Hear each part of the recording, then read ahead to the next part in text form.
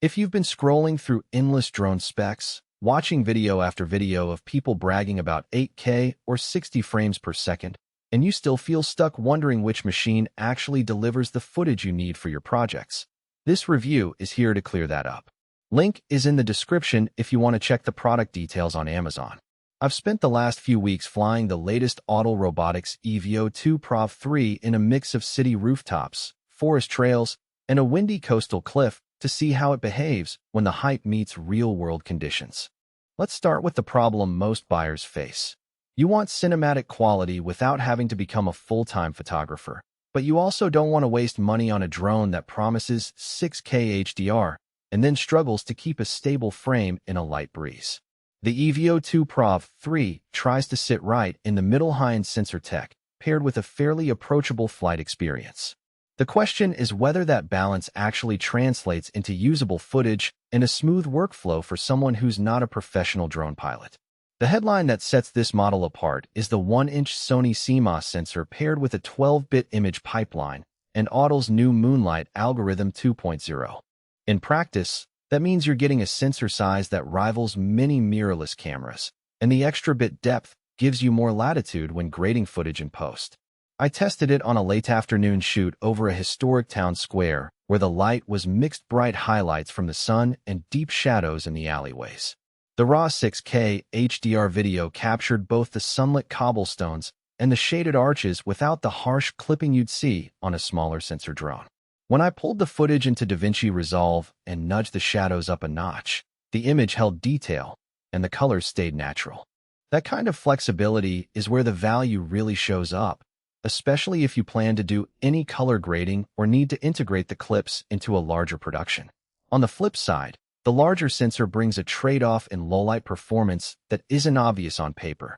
The Moonlight algorithm does a decent job cleaning up noise, but in truly dark environments, think a nighttime cityscape with only street lights, the 12-bit depth can't fully mask the grain that a dedicated cinema-grade camera would handle. If you're looking to do a lot of nighttime work, you might find yourself adding extra lighting or pulling back on the resolution to keep the image clean. It's not a deal breaker, but it's a nuance that matters if your workflow depends on low-light consistency. Another practical strength is the hyperlapse mode in 6K. The drone automatically stitches together a smooth time-lapse while you focus on piloting, which is a huge time saver for travel vloggers or real estate agents who need to showcase property from a moving perspective. I set it up on a highway overpass and let it run for a minute while I walked the perimeter. The resulting hyperlapse had a fluid motion, no jitter, and the HDR rendering kept the sky gradients natural instead of blowing them out. For anyone who wants cinematic time-lapse footage without spending hours in post-processing, this feature is genuinely useful. Obstacle avoidance is another area where the EVO 2 Prov 3 stakes its claim. The drone uses omnidirectional sensors that cover the front, sides, rear, and even a bit of the bottom.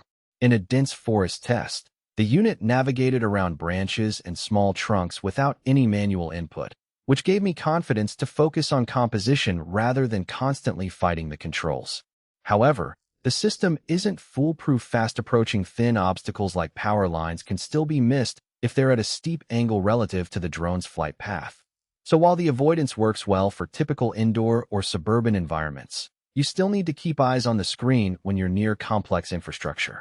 Now, who should actually consider buying this machine?